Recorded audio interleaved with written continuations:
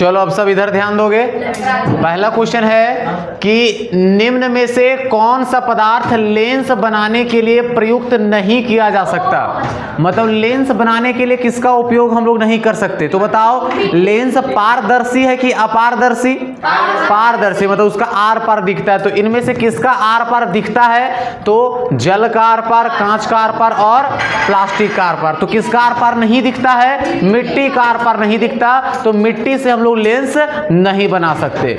अगला है, प्रकाश की किरणें गमन करती है कौन सी रेखा में। तो प्रकाश हमेशा जो है वह सीधी रेखा में गमन करती है। हमेशा सीधा गमन करेगा, ना कि टेढ़ा मेढ़ा। आई बात समझ में, हमेशा सीधी रेखा में। अगला क्वेश्चन ध्यान दोगे कि यदि आपतन कोण 60 डिग्री है तो परावर्तन कोण कितना होगा। तो ये भी उतना ही होगा, 60 डिग्री। अगर इधर 60 डिग्री है तो इधर भी कितना होगा। बताओ, प्रकाश के परावर्तन के कितने नियम, कौन कौन सा।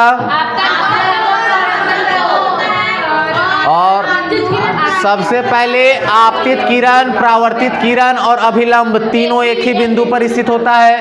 आपतन कोण और परावर्तन कोण दोनों क्या होता है, बराबर होता है। अगला, पन्नी के क्या लिखा हुआ है, ये अंशतः डूबी हुई पेंसिल टेढ़ी प्रतीत होती है। क्वेश्चन गलत है, यहाँ पे होना चाहिए था कि पानी में हल्का सा जो पेंसिल अगर डुबा दे हम लोग को तो उसमें वो टेढ़ा प्रतीत होगा। कैसा प्रतीत होगा, टेढ़ा। अगर ये पानी का बर्तन ले ले, अगर इसमें पानी भरा पड़ा है और कोई पेंसिल को हम लोग डाल दे इसमें, तो पेंसिल तो सीधा रहना चाहिए, लेकिन ये हल्का सा टेढ़ा रहता है, ये टेढ़ा प्रतीत होता है। किसके कारण होता है। तो प्रकाश के किसके कारण, अपवर्तन के कारण। किसके कारण, अपवर्तन के कारण। और कोई सिक्का को अगर हम लोग पानी में डाल दे तो वो हम लोग को बड़ा दिखाई देता है। ये किसके कारण, प्रकाश के अपवर्तन के कारण। पानी में अगर मछली है तो वो भी हम लोग को थोड़ा बड़ा दिखाई देगा, बाहर निकालेंगे तो छोटा हो जाएगा, प्रकाश के अपवर्तन के कारण। अच्छा बताओ, पानी का रंग नीला दिखाई देता है किसके कारण। जब भी रंग के बात बोलेंगे तो प्रकीर्णन। जब भी रंग के बात बोलेंगे तो प्रकीर्णन। आकाश का रंग नीला दिखाई देता है तो प्रकीर्णन, ठीक है। समुद्र का रंग नीला दिखाई देता है, प्रकीर्णन। अंतरिक्ष का रंग काला दिखाई देता है तो प्रकीर्णन। हर जगह प्रकीर्णन प्रकीर्णन प्रकीर्णन, जब भी रंग बोलेगा तब। लेकिन जब बोलेगा कि सुबह और शाम के टाइम सूर्य जो है या फिर आसमान जो है लाल दिखाई देता है, किसके कारण, तो परावर्तन, किसके कारण, अपवर्तन के कारण। किसके कारण, अपवर्तन के कारण दिखाई देता है, ठीक है। कुर्सी पर खड़ा हो जा, नहीं तुम जूम रही है वहां पे। यहां देखोगे कि किसी माध्यम में अपवर्तनांक का मान्य क्या होता है, मतलब अपवर्तन। अब बताओ, प्रकाश के अपवर्तन के कितने नियम, 2 नियम। प्रकाश के अपवर्तन के कितने नियम, 2 नियम। पहला नियम क्या है, आपतित किरण, अभिलंब और प्रवर्तित किरण तीनों एक ही बिंदु पर स्थित होता है। कौन कौन सा, आपतित किरण, अभिलंब और अपवर्तित किरण तीनों एक ही बिंदु पर स्थित होता है। दूसरा नियम यह है कि आपतन कोण और अपवर्तित कोण हमेशा एक ही अनुपात में रहता है। हमेशा क्या रहता है, एक ही अनुपात में रहता है। तो जब अनुपात की बात करा तो बताओ, आपतन कोण को हम लोग क्या लिखते हैं, साइन आई, और अपवर्तित किरण को बोलते हैं साइन आर। तो इसका फॉर्मूला क्या होगा, साइन आई बराबर साइन आई बटा साइन आर। अगला, निर्वात में प्रकाश की चाल कितनी होती है, सबको पता है, 3 लाख किलोमीटर पर सेकेंड। कितना होता है, 3 लाख किलोमीटर पर सेकेंड। तो इसका सही आंसर होगा क्या होगा, 3। हाँ, अगर इसको किलोमीटर में चेंज करेंगे तो 8 के जगह पे 5 हो जाएगा। क्या हो जाएगा, 8 के जगह पे 5। 3 × 10 के पावर 5 किलोमीटर पर सेकेंड, ठीक है। मानव लेंस अभिनेत्र लेंस की फोकस दूरी को समायोजित करके विभिन्न दूरी पर रखी वस्तुओं को फोकसित करता है। यह क्या कहलाता है, मतलब मानव का जो अभिनेत्र लेंस है, जब सामने देखना हो तो सामने हम लोग फोकस दूरी कम करते हैं, और जब वही दूर रखी चीज को देखना हो तो हम लोग फोकस दूरी को बढ़ा देते हैं। फोन में देखे हो ना सब, दूर का जी फोटो क्लिक कर रहा है तो उसको क्लिक करते तो वो मतलब फ्रेश हो जाता है, और सामने वाला क्या हो जाता है, ब्लर हो जाता है। सामने वाला को क्लिक करना है तो सामने वाला क्लिक करता है, पीछे वाला ब्लर हो जाता है, ठीक है। तो इसको क्या बोलते हैं, नेत्र की इस क्षमता को क्या बोलते हैं, तो इसको बोलते हैं हम लोग, क्या बोलते हैं, समंजन क्षमता। बताओ, समंजन क्षमता किसे कहते हैं, तो अभिनेत्र लेंस की वह क्षमता जिसके कारण वो अपनी फोकस दूरी को क्या करता है, समायोजित करता है, समंजन क्षमता कहलाता है। अगला, नेत्र के आगे का भाग उभरा होता है जिसे क्या कहते हैं? ये जो मानव नेत्र है, ठीक है, यहाँ पे एक भाग उठा हुआ रहता है, इसे क्या बोलेंगे? तो इसको हम लोग बोलते हैं कॉर्निया। क्या बोलते हैं हम लोग? कॉर्निया बोलते हैं, कॉर्निया। सामने वाला भाग जो उभरल रहता है, उठल रहता है, इसको क्या बोलते हैं? कॉर्निया। और इसको हिंदी में बोला जाता है स्वच्छ मंडल। क्या बोला जाता है? स्वच्छ मंडल। इसके पीछे परितारिका है। इसके पीछे क्या है? परितारिका, आइरिस। ठीक है, ऑप्शन नंबर सी होगा।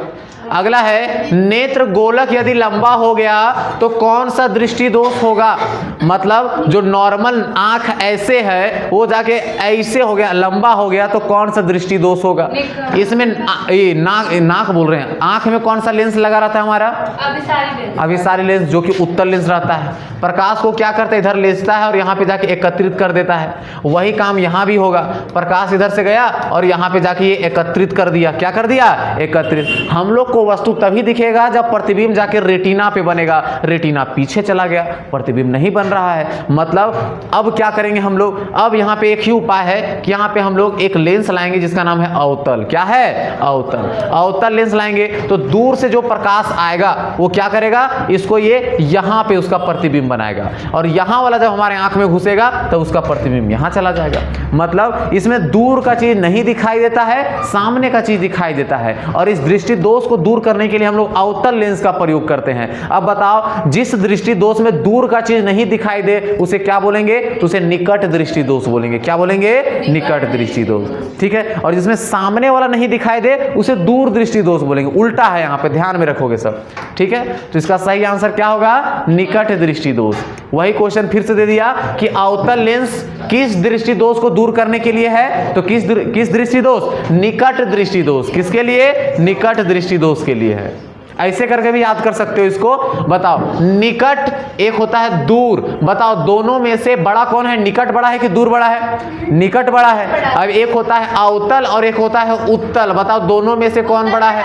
ये बड़ा है कि ये बड़ा है? इसमें निकट बड़ा है, इसमें अवतल बड़ा है, तो ये दोनों को जोड़ दो। बताओ निकट दृष्टि दोष में कौन सा लेंस का उपयोग किया जाता है? अवतल। और दूर दृष्टि दोष में कौन सा? उत्तल। ऐसे याद हो जाएगा ना? निकट मतलब अवतल और दूर मतलब उत्तल। ऐसे करके याद करने की कोशिश करोगे। अगला, एक इलेक्ट्रॉन पर कितने आवेश होते हैं? बताओ कितना होता है? 1.6 × 10⁻⁻19 कूलॉम होता है। ठीक है। अगला, 2 ओम, 3 ओम तथा 6 ओम के प्रतिरोधकों को पाशर्व क्रम में जोड़ा जाए। अगर इसको श्रेणी क्रम में जोड़ा जाता तो 3 6 कितना होता है? 9 9 2 कितना होता है? 11 ओम होता। लेकिन इसको कौन से क्रम में जोड़ रहा है? पाशर्व। मतलब सबको 1/2 प्लस 1/6। बताओ एलसीएम कितना होगा बाबू? 6। यहाँ कितना लिख देंगे? 3, यहाँ 2 प्लस यहाँ 1। अब बताओ कितना हो गया? ऊपर 6/6 काट देंगे, कितना आ गया? 1 आ गया। कितना आ गया? 1 ओम आ गया। अगला, फ्यूज के तार की युक्ति को किस क्रम में जोड़ा जाता है? फ्यूज का तार। ठीक है, फ्यूज हम लोग कैसे लगाते हैं? एक तार इधर से जा रहा था, एक तार इधर से आ रहा था, इसी में हम लोग क्या कर दिए? यहाँ पे फ्यूज लगा दिए, जैसे जो कि ऐसे छोटका रहता है, जो कि यहाँ वाला नहीं देख रहे हो, ये वाला जलता है, फ्यूज है। हाँ, फ्यूज है। इसको कौन से क्रम में जोड़ा जाता है? इसको श्रेणी क्रम में जोड़ा जाता है। कौन से क्रम में? श्रेणी क्रम में। फ्यूज के तार को हमेशा श्रेणी क्रम में जोड़ा जाता है।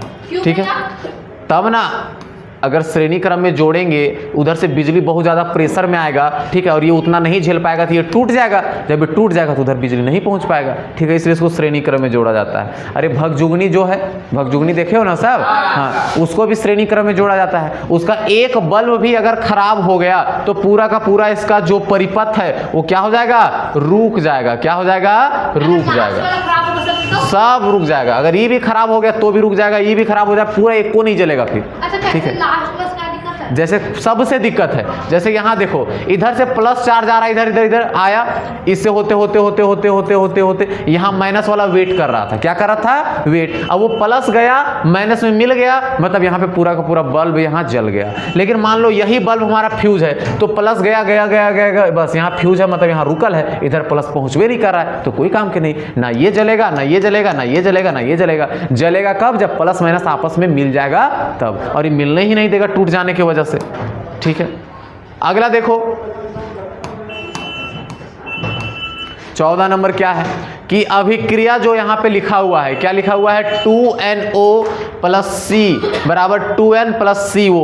इसमें बताओ किसका क्या होता है, उपचयन और अपचयन का बात कर रहा है। उपचयन का मतलब होता है जिसमें ऑक्सीजन की वृद्धि होगी, और अपचयन मतलब जिसमें ऑक्सीजन की क्या होगी, कमी होगी। तो बताओ इसमें क्या हुआ, इसमें सी में ऑक्सीजन था क्या, नहीं, लेकिन अभिक्रिया के बाद ऑक्सीजन आया कि नहीं आया, मतलब यहाँ पे उपचयन हुआ, उपचयन हुआ। किसका उपचयन हुआ, तो सी का उपचयन हुआ। अब बताओ NO था, अब N में मतलब ऑक्सीजन था कि नहीं था, लेकिन अभिक्रिया के बाद इसमें ऑक्सीजन खत्म हो गया, मतलब इसका क्या हुआ, तो अपचयन हुआ। किसका, N का अपचयन हुआ, किसका, N का अपचयन हुआ कि किसका हुआ, कि N का, कि NO का अपचयन हुआ। बहुत बढ़िया, N का अपचयन यहाँ पे हुआ, उससे ऑक्सीजन को छीन लिया गया। तो बताओ इनमें से क्या हो रहा है, तो C का उपचयन हो रहा है। बहुत बढ़िया, C का उपचयन हो रहा है, C का अपचयन हो रहा है, ये गलत है। तो इसका सही आंसर क्या हो जाएगा, ऑप्शन नंबर ए।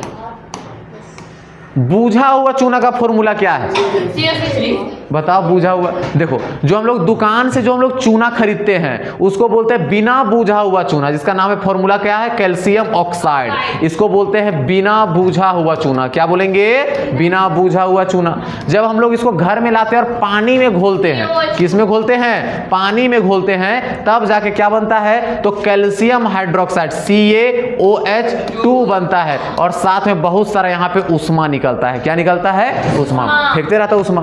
अब इसको क्या करते हैं, जैसे ये था बिना बूझा हुआ, पानी डाल देती है, क्या हो गया, बूझ गया, तो इसको बोलेंगे बूझा हुआ चूना। क्या बोलेंगे इसको, बूझा हुआ चूना। अब इसको हम लोग दीवार पे जाके पेंट करते हैं। दीवार पे जब हम लोग इसको पेंट करेंगे तो ये क्या करेगा, कार्बन डाइऑक्साइड के साथ अभिक्रिया करेगा। किसके साथ अभिक्रिया करेगा, कार्बन डाइऑक्साइड के साथ। अब जाके अभिक्रिया करके क्या बनाएगा, तो कैल्शियम कार्बोनेट बनाएगा। क्या बनाएगा, कैल्शियम कार्बोनेट प्लस H2O बनाएगा, और यही H2O भाप बन के उड़ जाता है, कुछ देर में सूख जाता है, और यही जो कैल्शियम कार्बोनेट है इसी को चूना पत्थर बोलते हैं, इसी को संगमरमर बोलते हैं। यहाँ नाम याद रखोगे, इसका नाम क्या, कैल्शियम ऑक्साइड का बिना बूझा हुआ चूना, ठीक है, कैल्शियम हाइड्रोक्साइड का बूझा हुआ चूना, कैल्शियम कार्बोनेट का चूना पत्थर, संगमरमर, सब यही है। आई बात समझ में, हाँ यही। और ज्यादा अगर इसमें कार्बन डाइऑक्साइड अगर डाल दोगे तो ये क्या हो जाएगा, फिर से CaO बन जाएगा। क्या बन जाएगा, CaO बन जाएगा। मतलब बहुत सारा प्रक्रिया इस सब का। अगला देखोगे यहाँ पे, निम्न में से कौन सा संक्षारण का उदाहरण है, संक्षारण होना चाहिए था, ना कि संक्षरण होना चाहिए था। संक्षारण मतलब जंग लगने का उदाहरण कौन सा है, तो बताओ। लोहे की वस्तु में जंग लगना, बहुत बढ़िया। चांदी का काला हो जाना, बहुत बढ़िया। तांबे का हरा हो जाना, बहुत बढ़िया। तो उपरोक्त सभी हो जाएगा। अच्छा, गंधीय सूचक कौन सा, जो गंध से बता देता है कि कौन सा चीज अम्ल है, कौन सा चीज यहाँ पे क्षारक है, मतलब गंध से बताने वाला चीज है। तो इसका सही आंसर क्या होगा, वेनिला हो गया, लौंग का तेल हो गया, प्याज हो गया, और उपरोक्त सभी। ये सभी गंध से बताते हैं कौन सा अम्ल है, कौन सा क्षारक है। अगला है, सोडियम लवण का परिवार कौन है, मतलब सोडियम। सबसे बड़ी बात, ये भी लवण है, ये भी लवण है, और ये दोनों लवण है। पता कैसे चलेगा दोनों लवण है, ये क्या धातु है और ये क्या है, अधातु। धातु और अधातु आपस में मिल गए तो लवण बन गया। ये भी धातु है, ये भी अधातु है, आपस में मिल गए तो लवण बन गया। ठीक है, ऐसे हम लोग पहचान कर सकते हैं। ठीक है, दोनों लवण है, लेकिन दोनों में सोडियम है, तो हम लोग इसको सोडियम लवण का परिवार बोलेंगे। इसलिए इसका सही आंसर क्या हो जाएगा, तो सभी। अगला है कि इनमें से कौन सा कथन जो है वो गलत है। तो सबसे पहले, टमाटर में कौन सा अम्ल पाया जाता है, ऑक्सैलिक, बहुत बढ़िया। इमली में कौन सा अम्ल पाया जाता है, तो कौन सा अम्ल पाया जाता है, तो टार्टिक अम्ल पाया जाता है। क्या पाया जाता है, टार्टिक अम्ल पाया जाता है, टार्टिक अम्ल पाया जाता है। क्षार का उपयोग साबुन बनाने में करते हैं, बिल्कुल सही है। क्षार में बता दो कौन सा, तो सोडियम हाइड्रोक्साइड। सोडियम का फॉर्मूला क्या होता है, NaOH। ठीक है, उसके बाद पोटेशियम हाइड्रोक्साइड। ये सबसे हम लोग साबुन बनाने का काम करते हैं, जो कि बिल्कुल सही है। अम्लीय वर्षा का पीएच मान कितना होता है, 5 से लेके 6 के बीच में होता है। ठीक है, सब सही है। गलत कौन है, इमली में टार्टिक अम्ल पाया जाता है, ना कि साइट्रिक अम्ल। साइट्रिक अम्ल किसमें पाया जाता है, नींबू में। किसमें पाया जाता है, नींबू में। हाँ, अगला है क्या बाबू, हाँ वही ना, इमली भी खट्टे। अगला, एंटी एसिड। ठीक है, एंटी एसिड का उदाहरण कौन सा है, मतलब एंटी एसिड, एसिड का उल्टा कौन है, एसिड का उल्टा बेस होगा, बेस मतलब क्षारक, अम्ल का उल्टा क्या होता है, क्षारक। तो वही बोल रहा है कि एंटी एसिड का उदाहरण कौन है, मतलब क्षारक कौन है, तो milk of magnesia, baking soda, तो प्रोक्सवी। बताओ मिल्क ऑफ मैग्नीशिया का पीएच मान कितना है, तो बहुत जगह 10 लिखा है, ठीक है, बहुत जगह 11 लिखा है, ठीक है, 10 है उसका पीएच मान। बेकिंग सोडा इसका पीएच मान कितना है, तो 14 है, कितना है, और इसी को हम लोग खाने वाला सोडा बोलते हैं, क्या बोलते हैं, खाने वाला। बेकिंग सोडा का फॉर्मूला क्या होता है, तो NaHCO3। लेकिन धोने वाला सोडा का फॉर्मूला क्या होता है, Na2CO3 10H2O। ये होता है धोने वाला सोडा, Na2CO3 × 10H2O। अगला देखोगे यहाँ पे कौन सा धातु उष्मा का कुचालक है, धातु है लेकिन उष्मा का कुचालक है, तो बताओ ये लेड हो गया, मरकरी हो गया, ये दोनों क्या है, दोनों यहाँ पे उष्मा का कुचालक है, इसमें उष्मा नहीं बहती है, ठीक है। लेड की अगर हम लोग बात करें तो लेड जिसको हम लोग शीशा बोलते हैं, इसका फॉर्मूला है Pb, क्या है, Pb। मरकरी की बात करें, इसको हम लोग पारा बोलते हैं, इसका फॉर्मूला है Hg, क्या है, Hg। ये Hg ज्यादा इंपॉर्टेंट है यहाँ पे, इसका परमाणु संख्या 80 है, कितना है, 80, ठीक है, हाँ, संख्या। अगला देखोगे कि इनमें से कौन सा कथन गलत है, बताओ। आयोडीन चमकीला होता है कि नहीं होता है, होता है। आयोडीन क्या होता है, चमकीला। उसके बाद हीरा कठोर होता है कि नहीं होता है, हीरा क्या होता है, कठोर होता है। उसके बाद बताओ यहाँ पे कि गैलियम और क्या लिखा हुआ है, गैलियम और सोडियम कम, ये भी बिल्कुल सही है, इसका भी कम होता है। अगला ग्रेफाइट विद्युत का कुचालक है, तो ये गलत है। ग्रेफाइट अधातु होते हुए भी अब विद्युत का क्या है, पेंसिल वाला जो नोक है उसी को बोलते हैं। और यह कार्बन का अपरूप है, कार्बन का क्या है, अपरूप, हाँ। अगला इनमें से कौन सा संबंध अधिक क्रियाशील धातु है, मतलब इनमें से सबसे अधिक क्रियाशील कौन होगा, तो अधिक क्रियाशील में हमारा पोटेशियम भी आ जाता है, सोडियम भी आ जाता है, लेकिन इन दोनों में भी सबसे ज्यादा कौन सा है, पोटेशियम। कौन है, पोटेशियम। इसका बताओ अनुसूत्र क्या है, K है। इसका बता दो कितना है, कितना है, Na है, कितना है, Na। आयरन का बताओ कितना है, Fe है। गोल्ड का Au, क्या है, Au। अब बताओ अगला, इनमें से कौन सा धातु जल के साथ अभिक्रिया नहीं करता, जो एकदम कमजोर होगा, तो सब के सब कमजोरे हैं, कोई नहीं करता, तो उपरोक्त सभी हो जाएगा। क्या हो जाएगा, शीशा भी नहीं करता, सिल्वर भी नहीं करता, ठीक है, तो उपरोक्त सभी हो जाएगा, ठीक है। नहीं, अब जब 2 ऑप्शन में है तो हम लोग क्या करें, फिर थर्डे वाला चौथे मारेंगे। अगला, सिनेबार किस धातु का अयस्क है, तो किसका, मरकरी का। मरकरी को हम लोग पारा भी बोलते हैं। मरकरी और अन्य धातु मिलकर यहाँ पे सिनेबार बनाता है।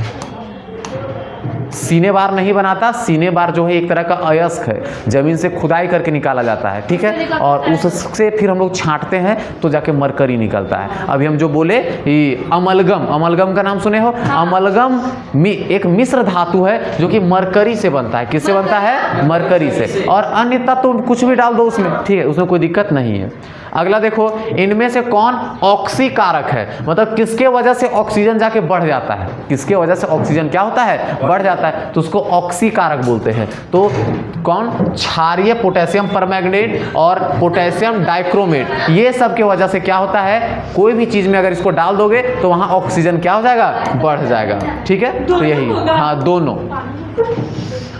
बताओ मैग्नीशियम किस में पाया जाता है, तो क्लोरोफिल में। तो बताओ यहाँ पे हीमोग्लोबिन में क्या पाया जाता है, आयरन। क्या पाया जाता है, आयरन पाया जाता है। बताओ वृक्क का संबंध कौन से यंत्र से है, यंत्र कौन से तंत्र से है, वृक्क मतलब किडनी। किडनी क्या करता है, ब्लड साफ करता है। क्या करता है, ब्लड साफ करता है। तो इसका क्या होगा, तो इसका उत्सर्जन तंत्र होगा, ठीक है। अगला, पौधों में भोजन का स्थानांतरण कौन करता है। अगर कोई पौधा है यहाँ पे, क्या है, कोई पौधा है यहाँ पे, ठीक है, एक पेड़ है, तो इसके नीचे बहुत सारा जड़ वड़ होगा। जड़ क्या करता है, जमीन से खनिज और पानी को ढो के ऊपर ले जाता है, और इसको बोलते हैं जाइलम। क्या बोलते हैं इसको हम लोग, जाइलम। लेकिन जब यहाँ ये जाइलम भोजन को, पानी और खनिज को पत्ती तक पहुंचाता है, और पत्ती में क्या पाया जाता है, क्लोरोफिल। सूर्य के प्रकाश के उपस्थिति में वहां खाना बनता है, और जो खाना बन गया उसको पौधे के विभिन्न भागों तक पहुंचाने का कौन काम करता है, तो फ्लोएम करता है। कौन करता है, फ्लोएम।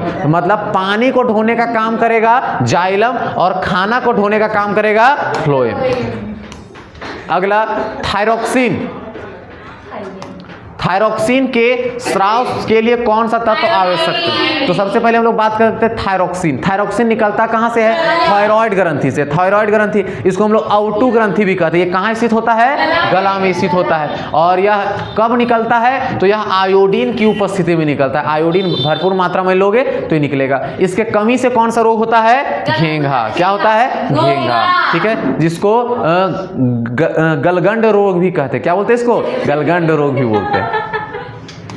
ठीक है, अगला, कौन सा पदार्थ हार्मोन पत्तियों को मुरझाने के लिए आवश्यक है? मतलब पत्ती अगर मुरझा रही है तो क्या हम लोग समझेंगे उसमें कौन सा हार्मोन निकल रहा है? एब्सिसिक अम्ल। याद रखोगे, साइटोकाइनिन, ऑक्सिन। ठीक है, और ये सब यहाँ पे क्या उसकी वृद्धि के लिए है। लेकिन एब्सिसिक अम्ल जो है वो पत्तियों को मुरझाने के लिए, किसके लिए? पत्तियों को मुरझाने के लिए। ठीक है, अच्छा, अब घास मारने के लिए यही हम लिए। हाँ, इसी को लिया जाता है। जो भी घास पौधा उधा मारना हो इसी को ले लिया जाता है। और सबसे बड़ी बात, ये पौधों में भी निकलता है, कोई पौधों में। अब बोले कि उससे काहे निकलता है? अब मान लो एक पौधा है, उसमें अगर ज़्यादा पत्ता हो जाएगा तो उसको ज़्यादा ऊर्जा चाहिए। अब ज़्यादा ऊर्जा चाहिए तो बेचारा जिंदा नहीं रह पाएगा, इसलिए एब्सिसिक अम्ल वहाँ निकलता है और पत्तियों को मुरझा देता है कि तुम लोग मर जाओ, अभी तुम्हारा ज़रूरत नहीं है, अभी हमारे पास भरपूर में पत्ता है। यहाँ पे सब, हाँ, सब पेड़ में होता है, जो भी पत्ता मुरझाता है सब। जो अगला देखो, सबसे ज्यादा इंपॉर्टेंट, ये जनन की मूल घटना क्या है? हम लोग कब बोलेंगे कि जनन हो गया? ठीक है, कब बोलेंगे? कब बोलेंगे?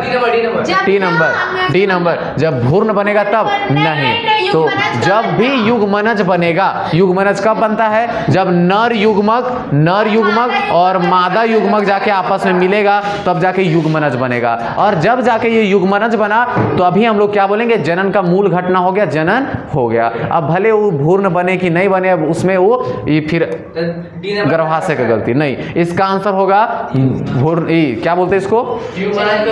युग्मनज का बनना। अब बताओ, युग्मनज के बनने की प्रक्रिया को हम लोग क्या बोलते हैं? युग्मनज के बनने की प्रक्रिया को हम लोग क्या बोलते हैं? निषेचन। क्या बोलते हैं? निषेचन। युग्मनज के बनने की प्रक्रिया को हम लोग क्या बोलते हैं? निषेचन बोलते हैं। ठीक है, अब बताओ निषेचन कहाँ होता है?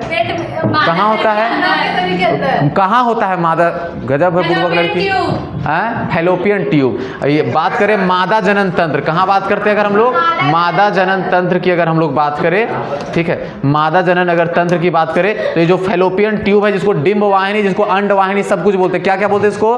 डिंब वाहिनी, अंड वाहिनी और फैलोपियन ट्यूब। यहीं पे क्या होता है? निषेचन होता है। क्या होता है? मार देंगे बस, याद देती है पूरा। कल से तुम लोग आगे नहीं बैठेगी यहाँ पे।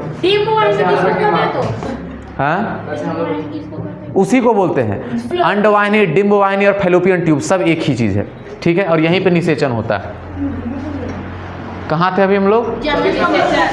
हाँ, जैव विकास का प्राकृतिक वर्ण का सिद्धांत किसने दिया था? मतलब जैव विकास का सिद्धांत किसने दिया था? तो चार्ल्स डार्विन। कौन दिए थे? Charles Darwin. अनुवांशिकता का आधार क्या है? तो डीएनए। क्या है? डीएनए। और डीएनए कहाँ पाया जाता है? तो डीएनए जहां जहां कोशिका पाया जाता है। ठीक है, जहां जहां कोशिका पाया जाता है। अगर हम लोग बात करें यहाँ पे डीएनए का, ठीक है, डीएनए के एटीपी जो है वह ऊर्जा देने का चीज है। ये मानव में भी होता है, सब चीज में होता है। ठीक है, डीएनए की बात करें तो इसका फुल फॉर्म क्या होता है?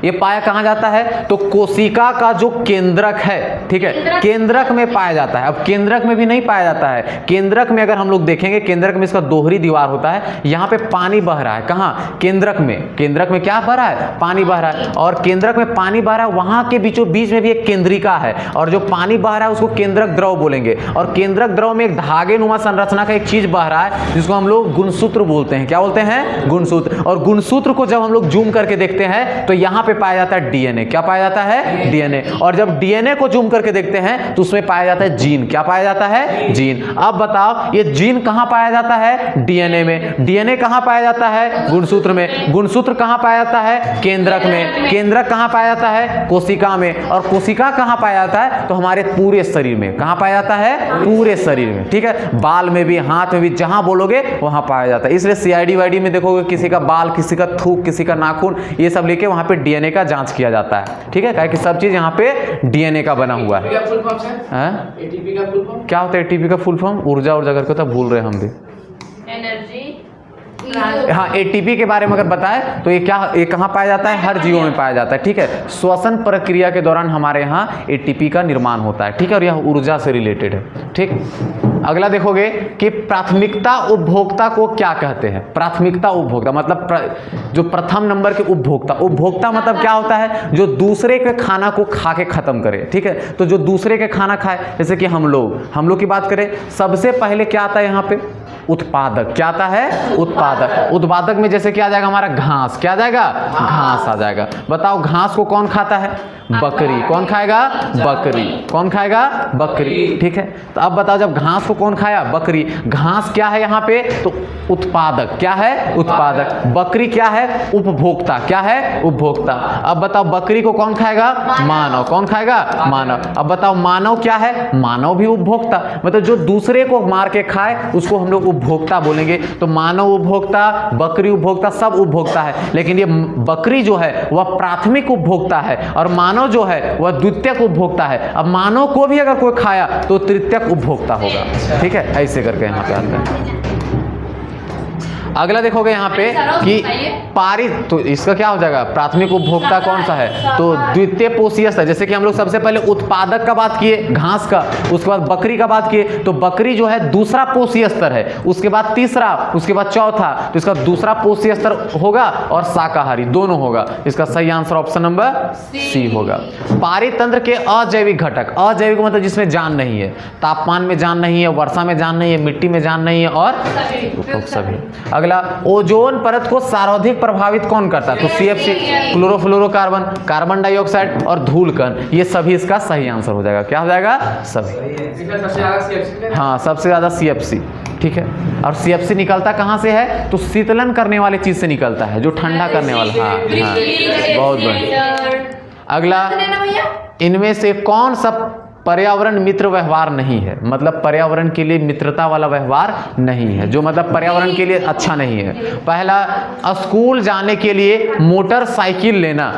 स्कूल जाने के लिए हम लोग साइकिल से भी जा सकते हैं, पैदल भी जा सकते हैं। अगर मोटरसाइकिल से सबको जाएगा तो प्रदूषण इससे फैलेगा, यह मित्र नहीं है। बाकी जरूरत पड़ने पर बिजली का स्विच बंद कर देना, ये सही बात है। ठीक है, कपड़े के थैले का प्रयोग करना, ये भी सही बात है। इसका सही आंसर क्या होगा? पहला हो जाएगा, यही गलत है, ये मित्र नहीं है। ठीक है, लास्ट क्वेश्चन क्या है इसका? तो चिपको आंदोलन की शुरुआत कब की गई थी? तो 1970 के दशक में। कब की गई थी? 1970। बोले तो 1973 के दशक में की गई थी। अब तुम लोग बताओ कि चिपको आंदोलन कौन से राज्य में किया गया था? उत्तराखंड में। कहाँ? चमोली।